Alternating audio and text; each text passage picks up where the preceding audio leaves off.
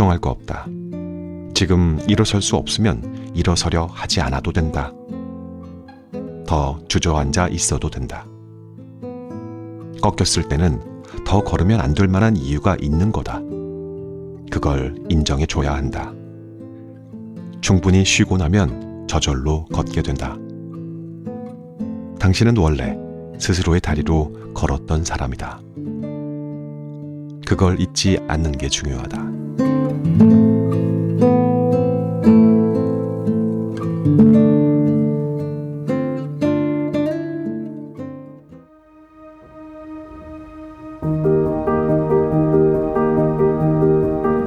안녕하셨습니까? 모두의 아저씨, 책 읽는 자작나무입니다. 이명수 작가의 내 마음이 지옥일 때라는 책인데요. 2017년 출판사 해냄에서 펴냈고요.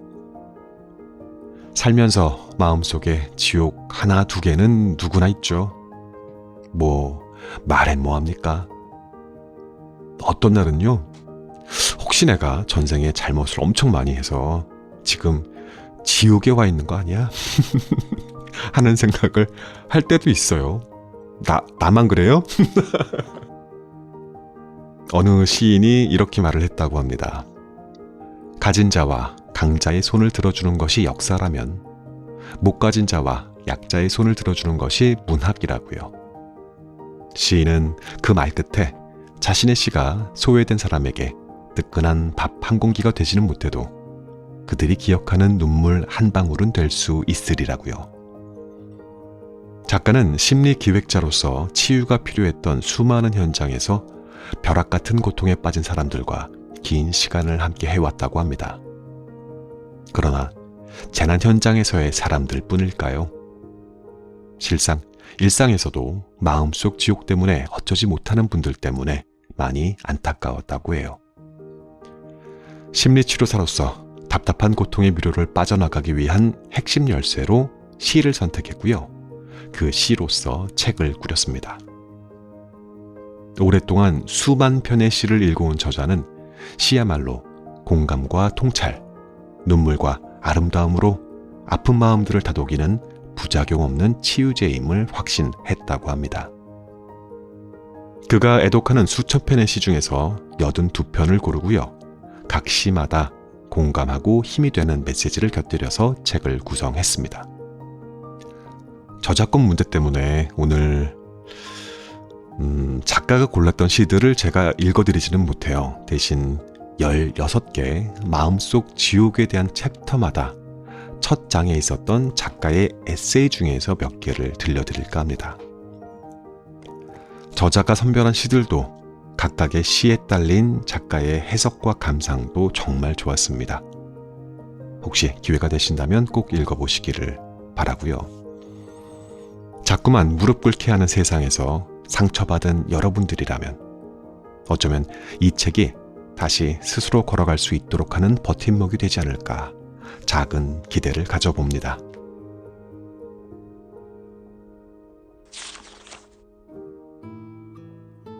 징징거려도 괜찮다. 이 세상에 사연 있는 사람이 너 하나뿐이냐. 징징대지 마. 이 메시지를 주기 위해 만든 영화라는 감독의 말을 듣다가 흠칫했다.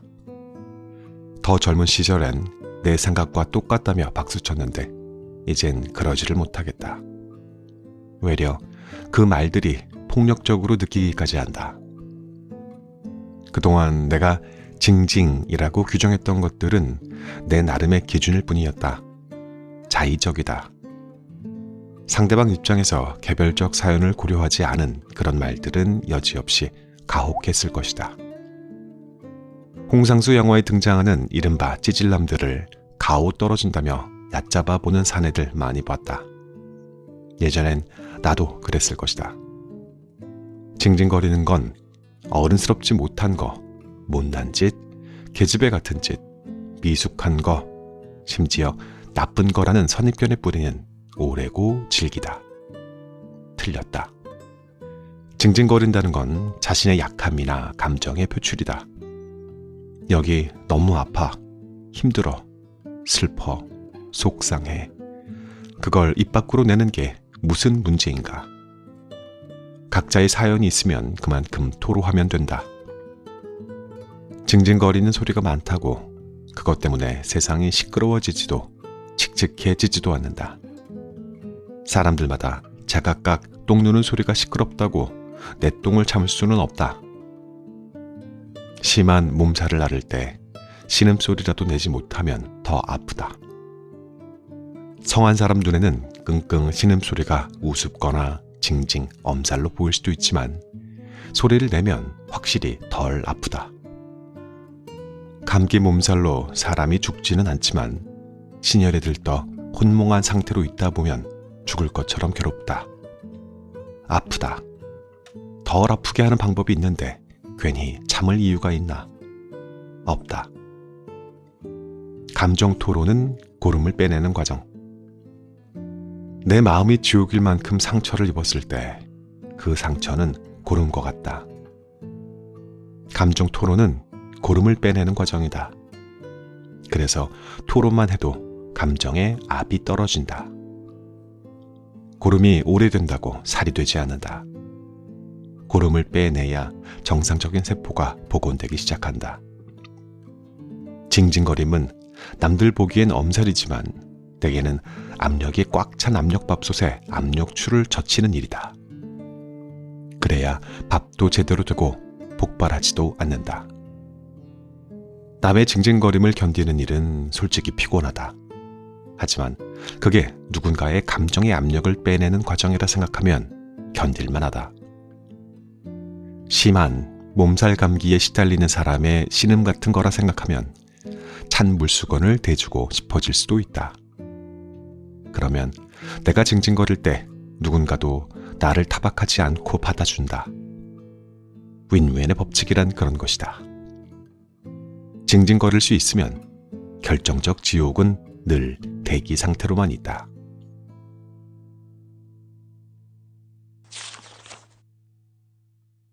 무조건적인 내 편, 꼭 한 사람. 아무짝에도 쓸모없을 것 같은 편파성이 기묘할 때가 있다. 내가 누군가의 꼭 한 사람이 되어줄 때다. 묻지도 따지지도 않고 오직 너라는 이유만으로 내 말이 그 말이야 맞장구 쳐주고 함께 펑펑 울어줄 수 있는 편파적인 사람이 바로 그 꼭 한 사람이다.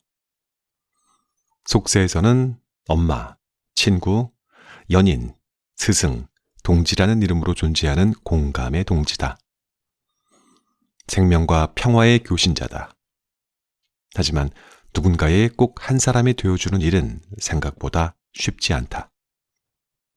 상대가 고통이 큰 상황일수록 더 그렇다.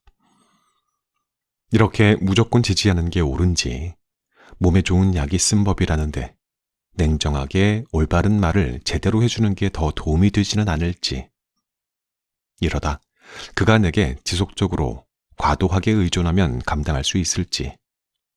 내가 그에게 꼭 한 사람이 될 자격이 있기는 한 건지 갈등하게 된다. 끝까지 함께할 수 있을지 두렵기도 하다. 하지만 그런 갈등까지 포함해서 누군가의 꼭 한 사람이 되어주는 일은 언제나 옳다.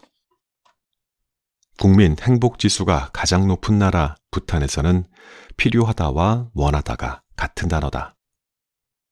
내가 원하는 건 그게 지금 내가 필요해서다. 임신부 식성과 닮았다. 임신부가 땡기는 음식은 태아나 예비 엄마의 몸이 지금 그걸 필요로 해서다. 예전엔 한 번도 먹어보지 않았는데 지금 왜 그런 게 땡기는지 분석할 필요가 없다. 필요해서 땡기는 거다. 자기 결정에도 그 공식은 그대로 적용된다. 내가 그렇게 선택한 데에는 반드시 이유가 있다. 필요해서다. 그러므로 모든 나의 끌림은 늘 옳다. 당신의 존재 자체가 누군가에게 로또가 될 때, 내가 꼭 한 사람이 되어주기로 결심한 사람이 동성애자면 어떻고, 직업을 바꾸면 어떻고, 미혼모면 어떻고, 번번이 지는 싸움만 하면 어떤가. 묻지도 따지지도 않고 응원해줘야 마땅하다. 나도 그렇듯 그도 그런 응원자가 있어야 살 수 있다. 당신이 응원자가 된 순간 당신은 그에게 로또다. 로또 1등은 814만 분의 1 정도 되는 확률이다. 비유하자면 한 사람이 벼락을 6번쯤 맞을 가능성이다. 상상도 잘 안 되는 비현실적인 확률이지만 거의 매주 이런 확률의 주인공이 등장한다. 그래서 거기에 희망을 걸고 간절하게 기원하는 이들이 이렇게 많다. 하지만 현실 세계에서 당신이 누군가에게 그런 로또일 수 있다는 사실을 눈치채는 사람은 드물다. 당신의 환한 웃음이, 깊은 포옹이, 맑은 눈물이, 우물 같은 깊은 끄덕임 한 번이, 심지어는 당신의 존재 자체가 지옥 같은 상황에 빠져 있는 누군가에게 로또가 된다는 사실을 알기만 해도 그 지옥은 저만큼 물러선다.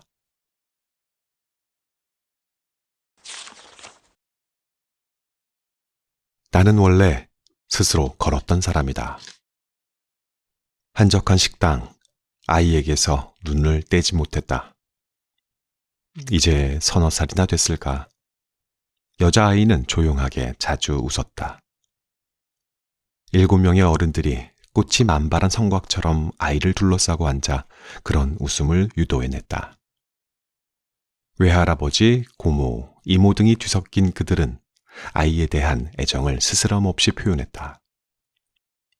아이가 부르는 노래를 나지막하게 따라 부르기도 하고 손 그림자 놀이를 번갈아 시연하기도 하고 아이가 안고 있는 인형을 다독여주기도 했다.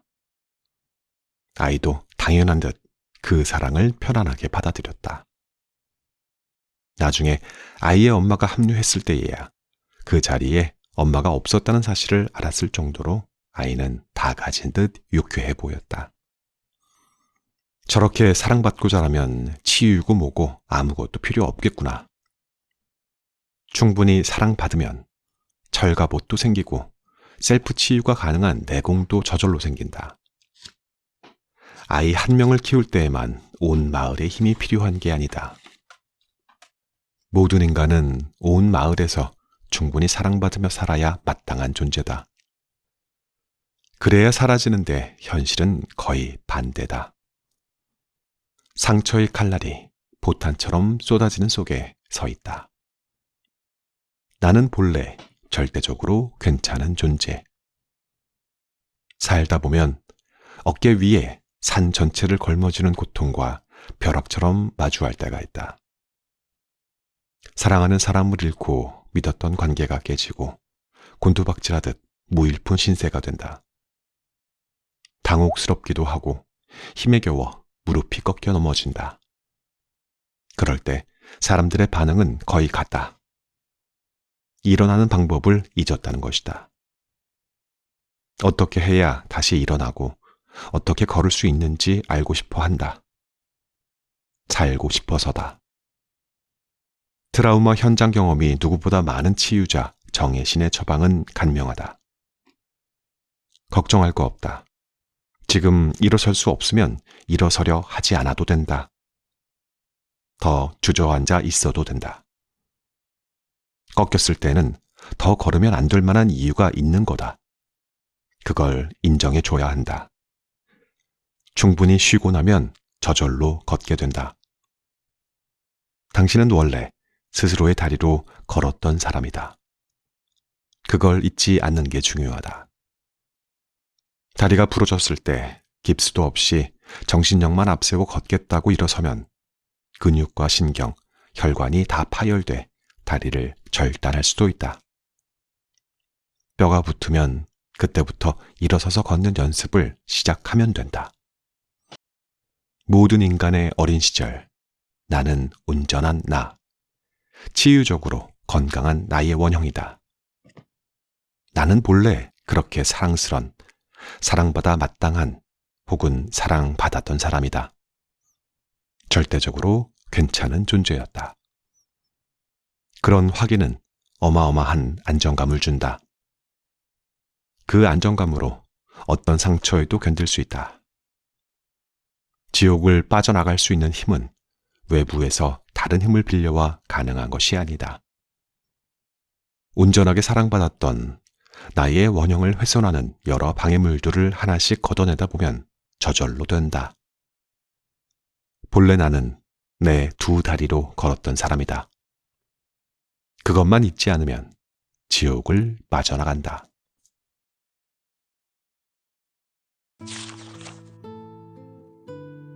낭떠러지 같은 이별 앞에서 별이 된 아이가 매일 숨쉬듯 보고 싶다는 엄마에게 내가 말했다. 아이도 그렇게 엄마를 그리워할 테니 외롭지 않은 그리움이겠어요. 엄마가 소리치듯 손사래를 쳤다. 안 돼요, 안 돼요. 우리 애는 나 안 보고 싶으면 좋겠어요. 이렇게 보고 싶고 만지고 싶으면 어떻게 살아요? 죽어요. 안 돼요. 소나무처럼 가만히 들었다. 30대에 세상을 떠난 언니와 듣고 싶다며 동생이 라디오에 노래를 신청했다. 1년 전까지 둘이 화음 넣어 자주 부르던 노래라고 했다. 한 사람 여기 또 그 곁에 둘이 서로 바라보며 웃네. 먼 훗날 위해 내미는 손 둘이 서로 마주잡고 웃네.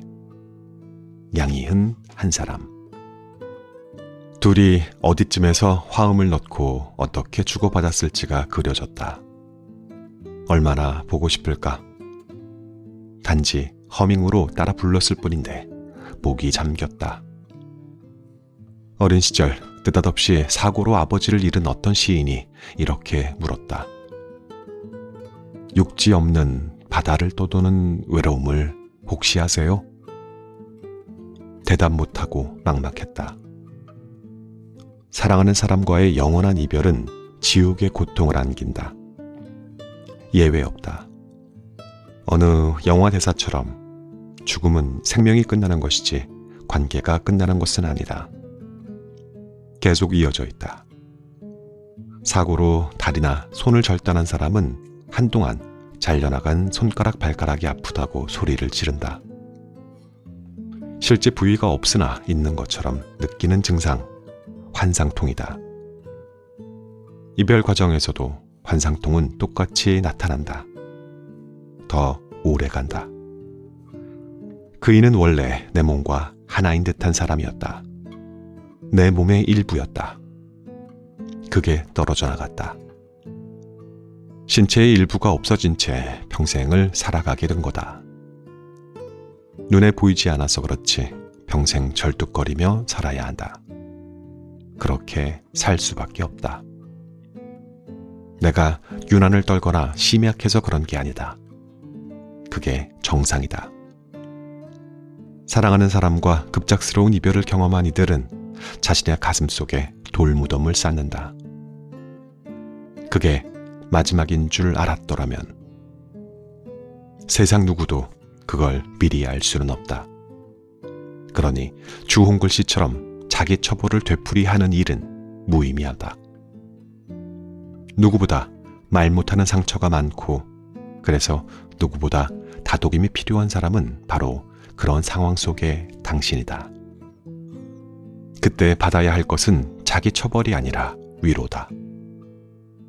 그 일을 얼마나 사랑했는지를 가장 잘 아는 사람은 바로 당신이다. 그것으로 충분하다.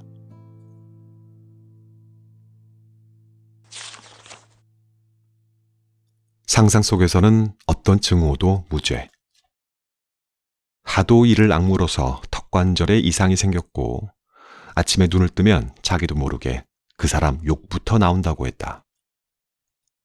극단적인 방법으로 해코지하는 상상을 하다가 자기도 깜짝 놀란다고 했다. 밤이면 칼을 품고 잔다는 한 청년의 사연이다. 그는 군대에 있을 때 고참에게 오랫동안 가혹행위를 당했다. 그 후유증으로 외출마저 힘겹다고 했다. 그래서 언젠가는 그 악마 같은 고참을 집 앞에서 기다리다가 죽이고 싶다고 했다. 그가 당한 일을 들어보면 충분히 그럴 만하다. 그런 일을 겪었다면 나도 그랬을 거라고 얘기해 준 적도 있다. 어떤 일을 당해서 누군가를 사무치게 미워하게 되는 경우가 있다. 많이 미워하나 보다 정도로 이해할 수 있지만 사무치게 미워함이 증오라는 말의 사전적 정의라는 사실을 알면 왠지 섬뜩해진다. 증오는 인간이 인간에게 품을 수 있는 극단의 악감정이다. 그래서 내가 누군가에게 증오에 가까운 감정을 가지게 되면 본인도 당황한다. 내가 이렇게까지 나쁜 인간인가? 정상이 아니야. 인간의 밑바닥까지 추락하는구나 한탄한다. 그런데 살다 보면 내가 그 감정을 원하지 않았음에도 증오의 감정에 휩싸일 때가 있다. 그 감정의 실체를 인정하는 순간 자신이 무서워지고 바닥으로 추락하는 것 같아 갈등이 극에 달한다. 증오는 순식간에 사람을 지옥으로 떨어뜨리는 감정인 동시에 가장 처리가 까다로운 감정이다. 이럴 때 지옥을 탈출하는 핵심은 생각과 행동은 다르다는 것을 아는 것이다. 생각은 어떤 경우에도 무죄다. 더 정확하게 말하면 행동으로 옮기지 않은 모든 생각은 무죄다. 그 지랄 맞은 부장이 암에 걸려서 죽어버렸으면 좋겠어. 잘 들은 칼이 있다면 내 몸을 더듬어 그 손을 싹둑 썰어버리고 싶어. 그러다가 화들짝 놀랄 필요 없다. 단지 어떤 생각을 했다는 이유만으로 자기를 힐책하거나 이중적이라 고민할 필요가 없다는 것이다. 죽이고 싶을 만큼 고통스러울 때. 태산 같은 고통 앞에선 누구나 당황스럽고 무기력하고 혼란스럽다. 분노를 조절할 수 없고 누군가를 죽이고 싶고 내가 미쳐가는 것 같은 감정은 정상이다. 지극히 비정상적인 상황을 만났을 때 그에 대한 비정상적인 리액션은 정상이라는 의미다. 그걸 알아차리는 게 중요하다. 증오의 감정 중 가장 많은 건 죽이고 싶다는 마음이다. 그런 생각이 들면 당황한다. 누굴 계속 죽이고 싶다는 건 정상적이 아니라는 생각이 맴돈다. 내가 미쳐가고 있다. 서서히 무너져가고 있구나. 자신이 두렵고 바닥까지 무너지고 있다는 느낌에 자기 혐오의 감정이 가세한다. 결론부터 말하면 상상 속에선 1000명을 죽여도 무죄다. 괜찮다. 죽이고 싶다는 말은 죽이겠다는 마음의 표출이 아니다. 누군가를 죽이고 싶을 만큼 지금 내 마음이 지옥이라는 거다. 죽을 만큼 내가 고통스럽다는 말이다. 그 말귀를 알아듣는 사람이 있으면 그 마음은 거기서 끝난다. 증오 감정을 마음껏 토로하고 공감받으면 증오 생각은 눈 녹듯 사라진다. 그런데 자꾸 죽이고 싶다는 말의 현상적 의미에만 압도되면 그 이면의 진짜 속마음은 소외된다. 증오는 진정한 공감을 통해 소멸된다. 이런 혐오적 감정은 가까운 사람에게도 공감받기 어렵다. 듣는 사람도 그런 증오의 감정을 접하면 어찌할 바를 모른다. 그 말을 하는 이가 그만큼 고통스럽다는 말인데 그건 제쳐놓고 현상에만 집착하니까 더 꼬인다. 그래서 그런 생각이나 증오의 감정을 말리려 든다. 다른 생각 쪽으로 그를 돌려놔야 한다는 책임감과 그러지 못하면 더 끔찍한 일이 벌어질 것 같은 두려움에 초조해한다. 그런 반응이 예상될 때 결국 자기의 고통을 털어놓지 못한다. 상대편의 반응을 보고 자기가 지금 정말로 잘못돼 가고 있구나 확신하게 된다. 그 순간이 진짜 지옥이다. 내 속에 유황불 같은 고통이 있는 거다. 증오를 말해도 된다. 증오도 슬픔이나 불안처럼 말해도 되는 감정이다. 인간이 가지고 있는 지극히 보편적이고 정상적인 감정이다. 스스로에게 그것을 허용할 수 있다면 용감하고 유능한 인간이다. 심리적으로 마지막 단계의 용기라 할 만하다. 마찬가지로 그런 증오의 감정을 들어주는 사람도 용자다. 눈물과 고통은 들어줄 수 있는 개연성 있는 감정이라 여기지만 증오의 감정은 그러기 어렵다. 듣기 이전에 판단하기 때문이다. 옳지 않은 일이라는 판단 때문에 그 감정을 들어주기 어렵고, 그래서 그 감정은 출구를 찾기가 어렵다. 위기에 처한 사람에게 가장 도움이 되는 것은 이런 증오의 감정을 섬세하게 들어주는 일이다. 누가 이런 증오의 말을 토로할 때 그걸 잘 들어주는 이가 확실한 용자인 동시에 복받는다. 보증한다.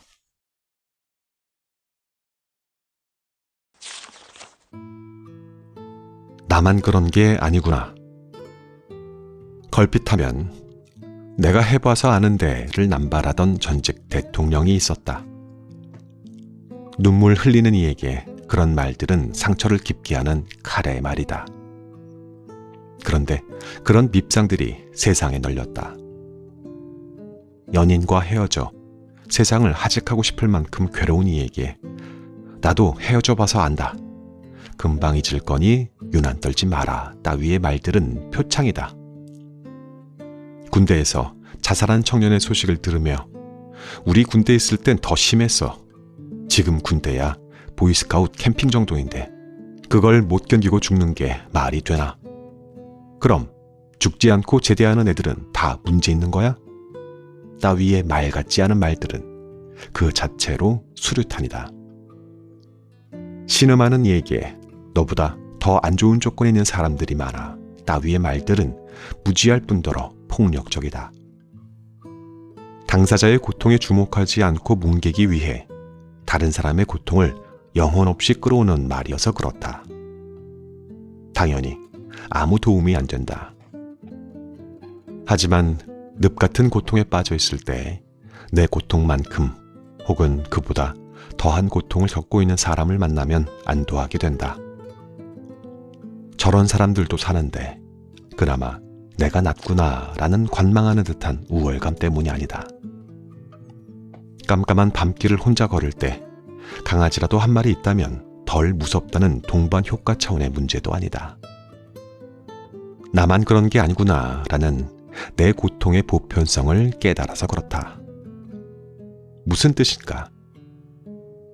내 삶만 수렁에 빠졌구나 싶을 때 살면서 만나는 심리적 곤경들은 극단적으로 그게 무엇이든 다 괜찮다. 아무것도 아니라는 말이 아니다. 어떤 일도 있을 수 있는 일이라는 점에서 괜찮다는 말이다. 있을 수 없는 일이 일어나는 법은 세상에 없다. 더없이 단란했던 형제간에 재산 분쟁이 일어나기도 하고 젊은 나이에 노인들에게나 오는 뇌졸중으로 마비가 오기도 한다. 전혀 예상치 못했지만 실제로 일어난 일이다. 하지만 내가 어떤 일을 겪고 벼랑 끝에 선 것 같은 고통에 시달릴 때에는 이게 나 혼자만 겪는 특별한 상황일 것이라는 느낌이 고통을 극단까지 몰아간다. 있을 수 없는 요소가 내 삶에만 벼락처럼 갑자기 끼어든 느낌 때문에 고통스럽다. 내 삶만 수렁에 빠졌구나. 나만 정상성에서 이탈했구나. 완전히 다른 삶으로 떨어졌구나. 이젠 예전의 내 삶으로 돌아갈 수 없겠구나. 두려워진다. 내 고통에 대한 이물감이 극대화되는 순간이다. 얼마든지 있을 수 있는 일들을 이물 취급하며 불어하는 동안 마음은 지옥으로 떨어진다. 삶이 조각조각 부서진다. 활발했던 내가 전에 없이 계속 맥이 빠지거나 없었던 증오나 혐오의 감정들이 생긴다. 이유 없이 자꾸 눈물이 나면서 내가 왜 이러지 머리를 흔든다. 평소에 나답지 않은 감정들 때문에 자기 내면의 여러 현상과 감정에 대해 이물감을 느끼는 것이다. 얼마든지 있을 수 있는 감정과 현상들을 부정하면서 나의 정체성을 의심하니 지축이 흔들리고 혼돈이 찾아온다. 그래서 지옥이 된다. 그럴 때는 나만 그런 게 아니구나. 누구나 그럴 수 있는 거구나. 나만 유별난 게 아니었구나. 이런 감정을 가져도 이런 생각을 해도 괜찮은 거구나. 내가 비정상이 아니구나. 그걸 아는 게 무엇보다 중요하다. 그러면 자기 상태에 대한 이물감과 혼돈이 현저하게 준다. 인간은 성인이 되어서도 엄마의 반응을 보고 세상을 배우는 아기 때처럼 내 언행을 관계 속에서 확인받으려 한다. 나만 그런 게 아니구나를 확인할 수 있어야 안정이 된다. 나만 그런 게 아니었구나라는 깨달음, 내 고통의 보편성에 대한 자각은 자신의 문제를 객관적으로 바라보는 시각을 갖게 한다는 면에서 강력한 치유적 효과를 발휘한다. 그때부터 자기의 고통을 치유하는 일에서 자기의 통제력을 갖기 시작한다. 망원경으로 내 고통을 멀리서 바라보기. ip새뜨기법은 수영을 못해도 구조될 때까지 바다에서 버틸 수 있게 해주는 생존 수영법이다. 누워서 가만히 있으면 떠 있을 수 있는데 허둥대다 죽는다는 사실에 착안한 수영법이다. 허둥대는 것만 제거해주면 수영 못하는 사람도 물 위에서 10시간 이상 떠 있을 수 있다. 간단한 강습만으로 원리를 알고 나면 초등학생도 가능한 생존법이다. 나만 그런 게 아니란 걸 아는 일도 그와 비슷한 메커니즘을 가졌다. 알면 된다. 나만 그런 게 아니구나를 확인한다는 말은 자기 고통을 현미경으로 쳐다보며 몰입을 거듭해왔던 시각에서 이제부턴 망원경으로 고통받는 나 자신을 멀리서도 동시에 바라본다는 뜻이기도 하다. 내 고통의 두 가지 측면을 함께 볼 수 있으면 내 고통의 실체에 대해 더 입체적으로, 더 정확하게 알게 된다.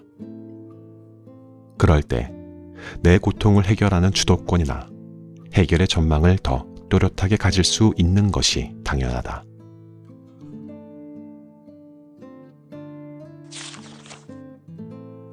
오늘의 낭독은 여기까지입니다. 낭독을 시작했던 시간이 비가 오던 새벽 4시였는데 어느새 금방 밝아진 아침 하늘이 보입니다. 비가 그친 모양이에요. 자, 그러면 저는 또 좋은 책 들고 금방 다시 오겠습니다. 이번에는 진짜 그럴 수 있을까요?